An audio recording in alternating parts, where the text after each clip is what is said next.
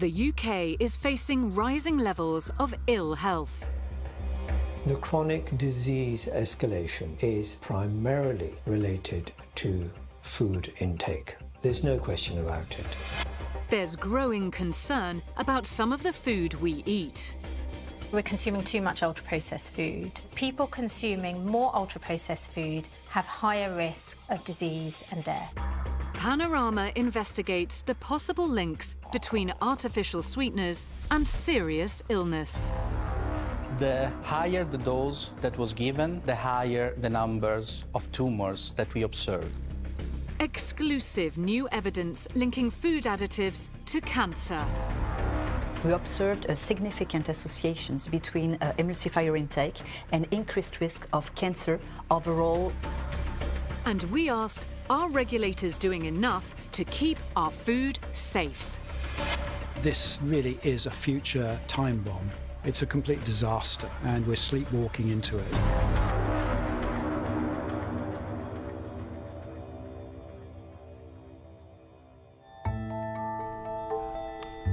This is Amy. And this is Nancy. They're 24 and identical twins. That's there. So you're 160.5. Lovely. Step forward. So Amy and Nancy, what we want to do is to look at how food processing impacts your health. They're taking part in a test to explore the impact of ultra-processed food on their health. What we're going to be doing today is a lot of different tests to look at your baseline health measures. And then what you're going to do is for 2 weeks, Nancy, you're going to be doing the unprocessed diet, and Amy, you're going to be eating the ultra-processed diet. Then we're going to get you back here, and then we're going to do the same tests again and look at how these different foods have impacted your health. Ultra-processed foods are hugely popular, from ready meals to some bread, crisps and snacks. Across Europe, ultra-processed food makes up about a quarter of the diet. But here in the UK, the figures are much higher. Ultra-processed food accounts for more than 50% of our energy intake in the UK across adults, and it's an even bigger problem in children. So it accounts for about 65% of our energy intake for children. This is actually increasing at an alarming rate. Ultra-processed food is relatively cheap, convenient, and can have a longer shelf life. It's mass-produced, and its nutritional content is often altered. We believe ultra-processed foods are having an unfavourable effect on our health because the act of processing foods breaks down the structure of the foods. Often ultra-processed foods have very little fibre in them, or the fibre is removed. And ultra-processed food often contains chemical additives. Many of these ingredients most people won't have heard of. But what we don't know is how all of these different chemicals might interact together in terms of our health. Because Amy and Nancy are identical twins, it's easier to compare how their bodies react to the food they eat.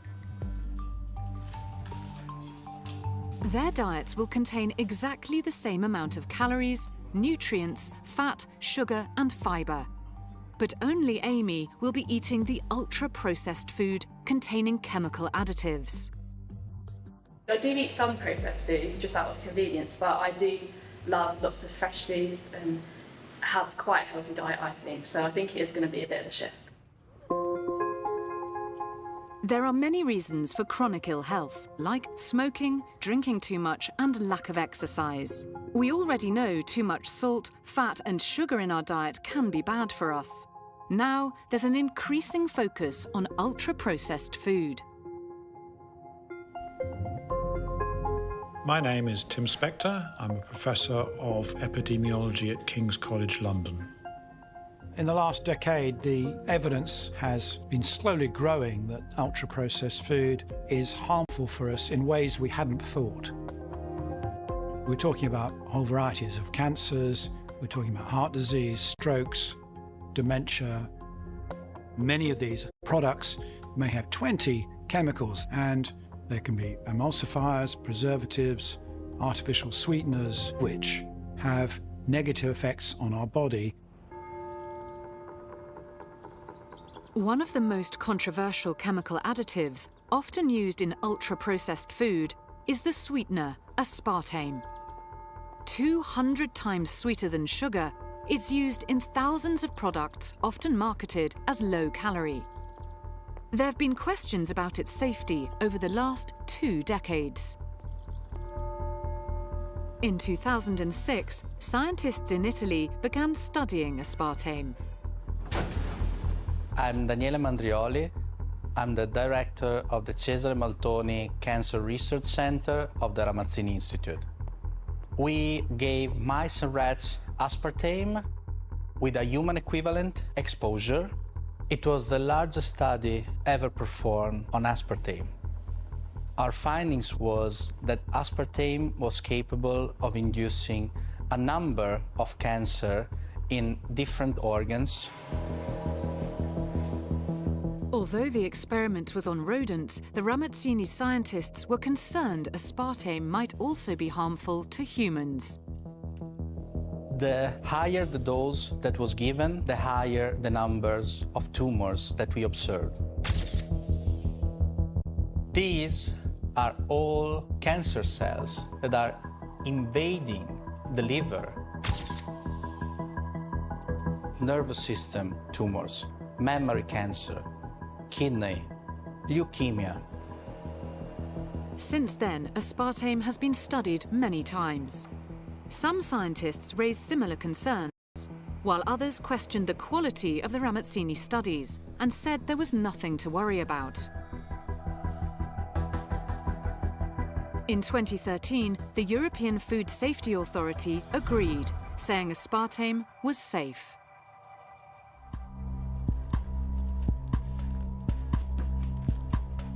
My name is Eric Millstone, and I am an emeritus professor of science policy at the University of Sussex.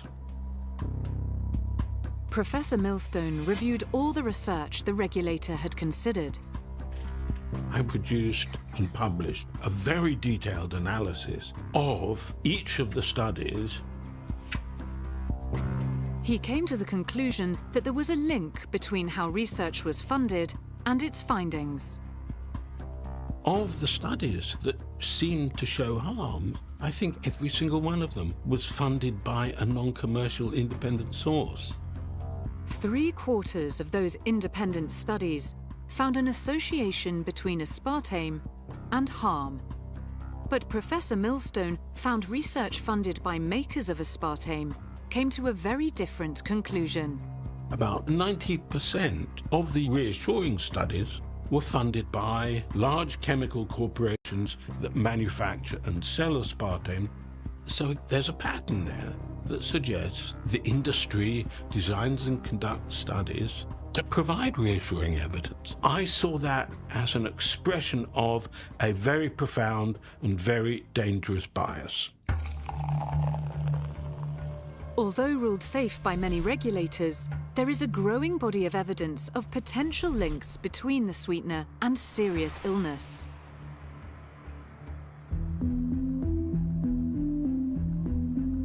I am Dr. Mathilde Touvier. I am the head of the Nutritional Epidemiology Research Team in the University Sorbonne Paris Nord.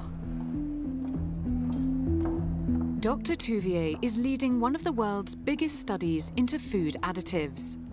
It's called Nutrinet Santé, and for 14 years, Dr. Touvier and her team have been publishing regular reports based on the health and eating habits of 174,000 people. We have 24-hour dietary records during which they tell us all the food, the beverages and so on that they are eating.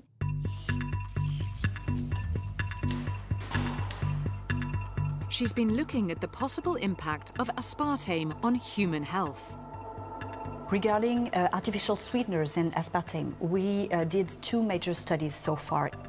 We first showed an association between artificial sweeteners intake and notably aspartame and increased risk of cancer.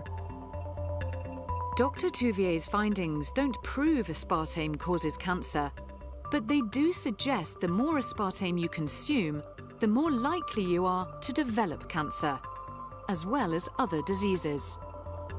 We observed associations between artificial sweeteners as a whole, and notably aspartame, with cardiovascular diseases and more specifically cerebral vascular diseases, which are mainly stroke. The World Health Organization has recently advised that, although there isn't conclusive evidence, it's concerned long-term use of sweeteners like aspartame may increase the risk of type 2 diabetes, heart diseases, and mortality. A working group from the organization's International Agency for Research on Cancer is meeting to examine aspartame's possible links to cancer later this month. The US-based Calorie Control Council, which represents the global sweetener industry, says the French study should be reviewed with extreme caution, as it's based on self-reported data which may be unreliable. It also says it strongly disagrees with the World Health Organization's conclusion on aspartame's potential health impacts.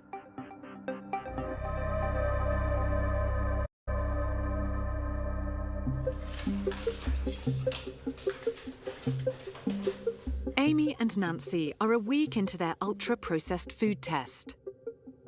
For breakfast this morning, I had a quinoa porridge with berries on top, and it's done a really good job at keeping me energised and full. So it's the end of the day now, and I've got a bit of a headache, to be honest. So yeah, ending the day, still hungry, feeling a bit sort of rubbish, and yeah, a bit of a headache. Dr. Berry is checking in with the twins to discuss how they're getting on. Lots of the things that you've just described about your headache all point to the fact that you're probably having a dip in blood sugar that happens about 2 to 4 hours after people consume really heavily processed, refined carbohydrates.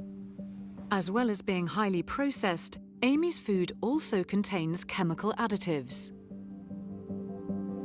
So this is a mousse made with fruit puree and only 73 calories. Yeah, you'd think that would be a healthy option. Oh my goodness.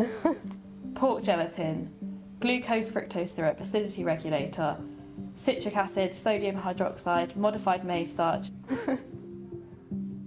There's a term we use called the health halo, where you have packaging says high in fibre or low in sugar, low in salt, plant-based, all of these kind of magic words that make people think, wow, these are really healthy. If anything ever says low, reduced or no, I'd always be a bit suspicious, because how else have they therefore made that food taste great? Even many everyday foods like sliced bread can contain ingredients no home cook would recognise. Preservatives, palm oil, caramelised sugar, esters of mono and diglycerides of fatty acids. Yeah, it's shocking. So many things I've never heard of. And there's one ingredient the twins keep seeing again and again. And then the emulsifiers again. We've seen that a few times, haven't we? Emulsifiers are essentially a glue. They stick components together so that they have a good mouthfeel and they don't fall apart in your mouth or on the plate.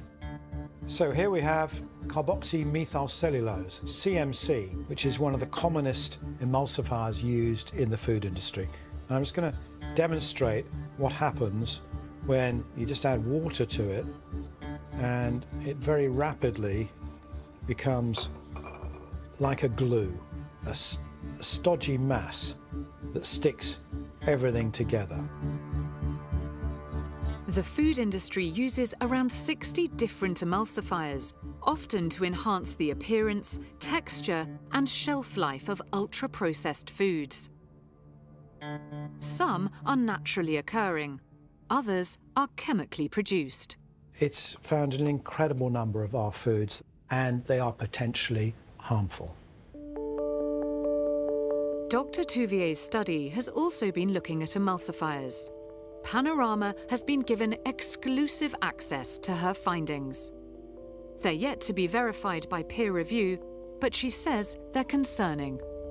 We observed significant associations between emulsifier intake and increased risk of cancer overall and breast cancer notably, but also with cardiovascular diseases. 10 years ago, a report funded by the European Commission said the consumption of chemical emulsifiers by UK adults sometimes exceeded safe limits. Some children were consuming even higher levels, yet no action was taken by regulators. In population, especially children, are above the acceptable daily intakes. It's really something we should be concerned about. It's pretty horrific that so many children are affected. It's even worse to realise that no one has done anything about it. At this party, the children are largely eating unprocessed food, but their parents are still worried. If there is evidence that there's links to cancer, it's really scary. It begs the question, why is nobody actually bothering to look at that? They're little children. They cannot be exposed to those things. Sitting and worrying, that's how it makes me feel. I think it's outrageous, to be honest, because you get them in for snacks, you get them in to give to the children when they come in from school and they're hungry. We should be protecting our next generation, not exposing them to harmful chemicals in their food.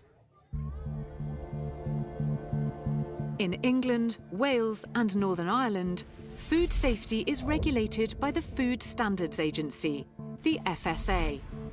It says it's about to launch a public consultation on some emulsifiers. There's growing concern the impact of ultra-processed food on younger people is already being felt.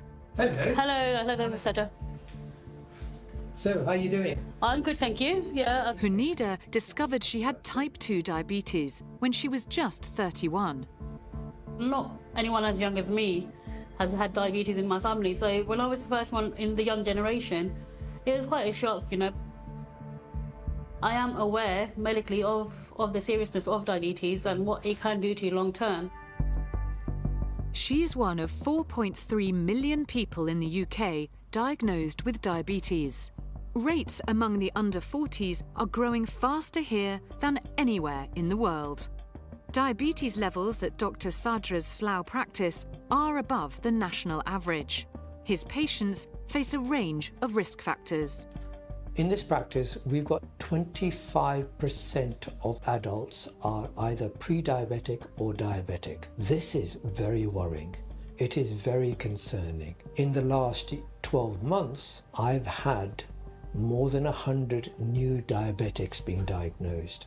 We have 16-year-olds and 17-year-olds who have been diagnosed. I'm finding patients who are younger with certain cancers. That's how bad things are getting.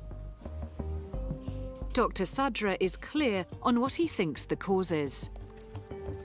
The chronic disease escalation is primarily related to food intake. There's no question about it.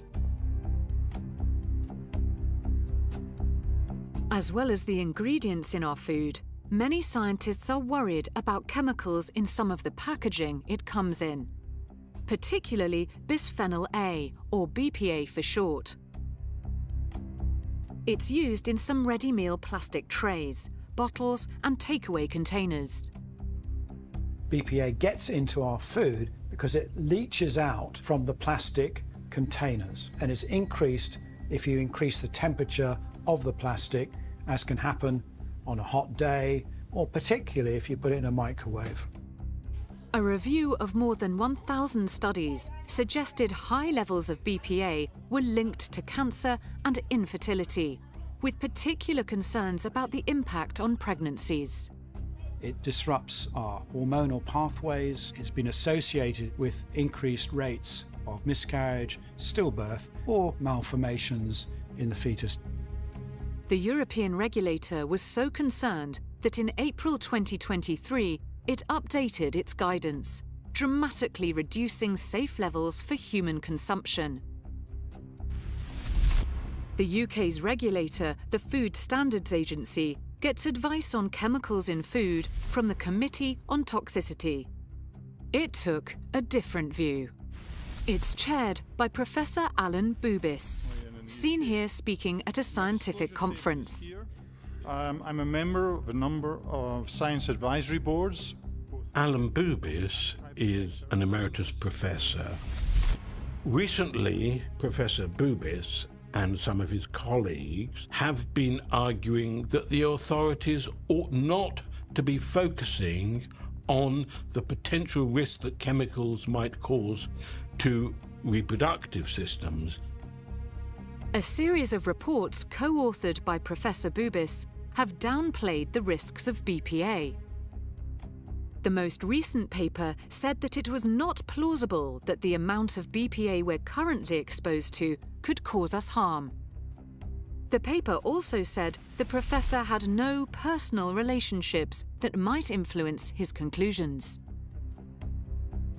But he didn't declare in that paper his relationship with an organisation called the International Life Sciences Institute, known as ILSI.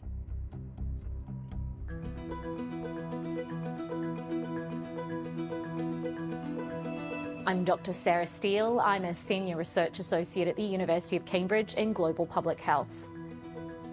The International Life Sciences Institute, which most people call ILSI, was set up in 1978. They have multiple branches around the world.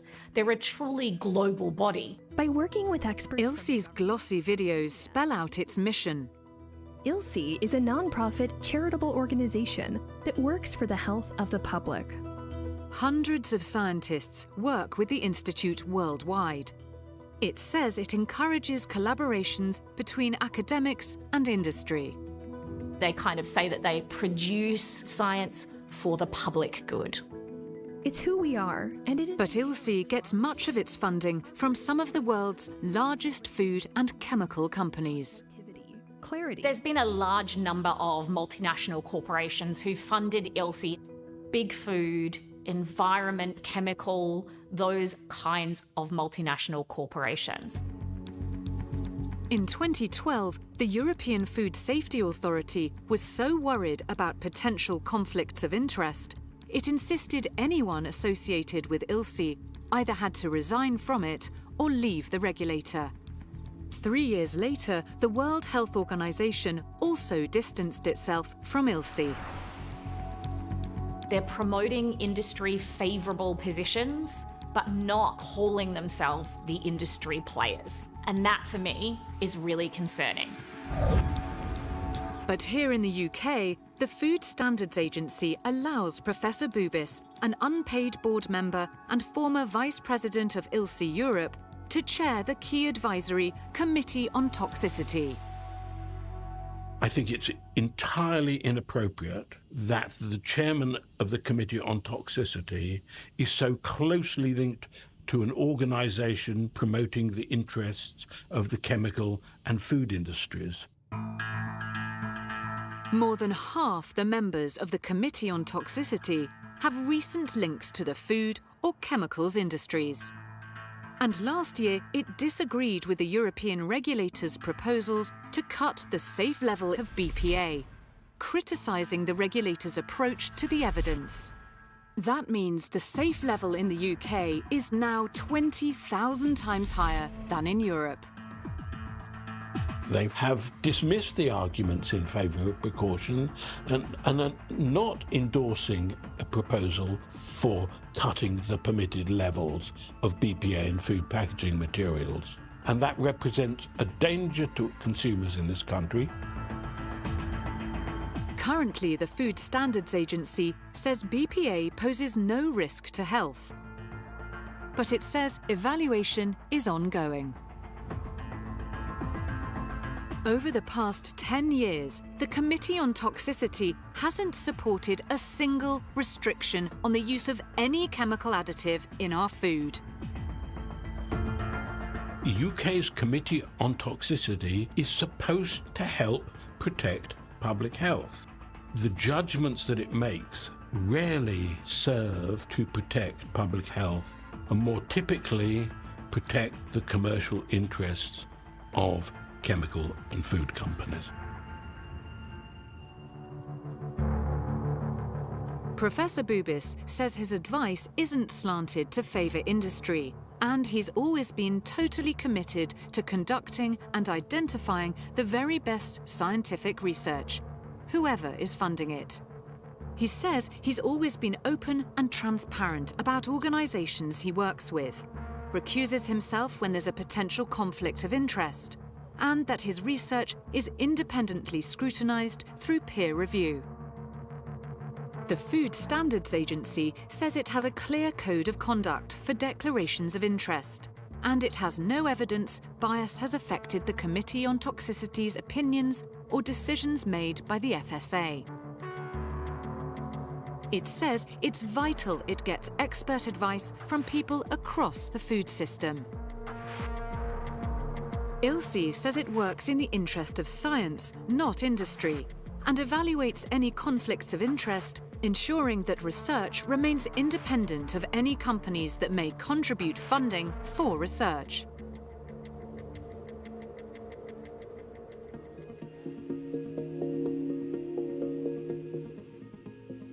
Twins Amy and Nancy have finished their 2-week food test. They've eaten diets matched for calories, nutrients, sugar, salt, fat and fibre. The only difference has been the way Amy's food has been made. Are you interested to find out how you got on? Yeah, we don't know anything, so we're excited to find out. Amy, you were on the ultra-processed food diet that was exactly equivalent to the same diet that Nancy was on, which was the whole food, unprocessed diet. But your results were really quite different to your sisters. They were far worse. Your blood fat levels actually went up. Your lipids, which are markers of heart disease, they were increased. Your blood sugar was noticeably worse. You actually gained weight, nearly a kilogram, and you actually lost weight. It's a bit scary, isn't it, after only 2 weeks to see those sorts of results? So just imagine what that would be over 20 years. After 2 weeks on the ultra-processed diet, any impact on Amy's health will be fully reversible.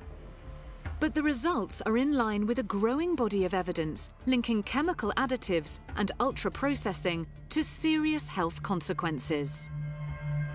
You're much more likely to develop type 2 diabetes. The changes we saw in your blood fats, these blood lipid levels, are associated with increased risk of heart disease and strokes later in life. So really, it's all bad news to be moving in that direction.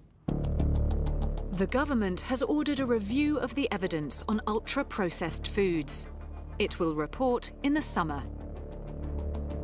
We already have the most obese children in Europe. That means more type 2 diabetes, more cancers, more heart disease, more misery, more mental illness. This really is a future time bomb.